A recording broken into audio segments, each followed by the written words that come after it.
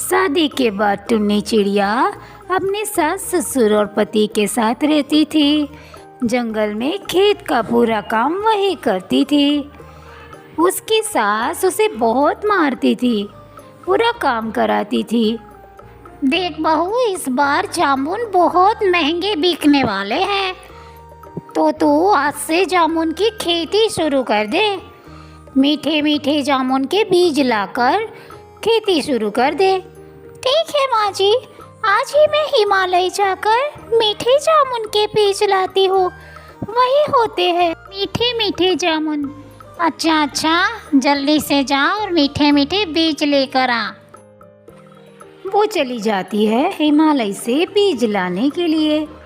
बोरे कौवे, चंपा चाची की बहू तो मीठे जामुन के बीज ले आई है। अब तो वो जल्द ही अमीर बन जाएंगे, हम तो गरीब ही रहेंगे। ऐसे कैसे? चंपा चाची के बहू से बीज में चुरा कर ले आऊंगी, फिर देखना हम अमीर बन जाएंगे। आप सब कुछ मुझ पे छोड़ दीजिए। चंपा चाची की बहू तो बहुत भोली है बेचारी। देखो, आज से बहू खेती शुरू करने वाली है, तो आप पूरे खेत को जोत दीजिए और उसमें पानी लगा दीजिए। अरे आप यहाँ बुरी बहन क्यों आई हैं? आपको खेती नहीं करने क्या? नहीं, मैं तो यहीं से गुजर रही थी, सोचा तुमसे मिलते चलूं। तुम हिमालय गई थी ना, तो बस इसीलिए मिलने आई हूँ। बाद में वो धोखा देकर वो बीज ले जाती है। चंपा की बहू को कुछ पता नहीं चलता। बोरी कौवी खुशी खुशी सारे बीजों को जमीन में डालने लगती है। और यहाँ चंपा की बहू भी। मैं तो हिमालय से बीज लाई हूँ, मेरे जामुन तो बहुत मीठे होंगे के। कुछ ही दिनों में सारे जामुन उग जाते हैं।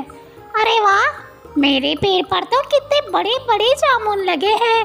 जरा खाकर तो देखो, सच में मीठे हैं।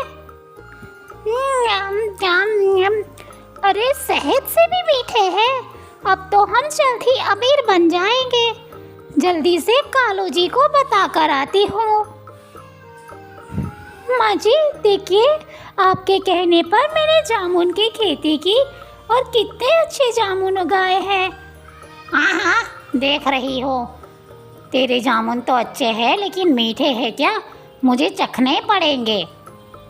फिर वो चखती है। अरे इतने खट्टे नींबू जैसे जामुन कौन खाएगा भला? फिर वो अपनी सास की बहुत पिटाई करती है। ये ले और ला खट्टे जामुन के बीज, तू ही खाना इस सारे जामुन को।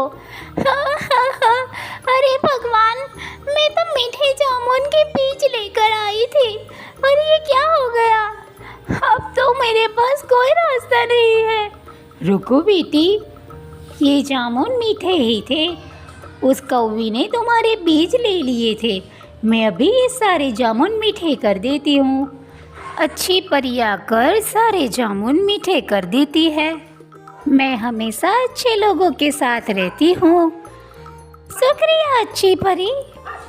इसी तरह चंपा की बहू ने भी अच्छे दामों पर जामुन बेचे और वो बहुत अमीर हो गई।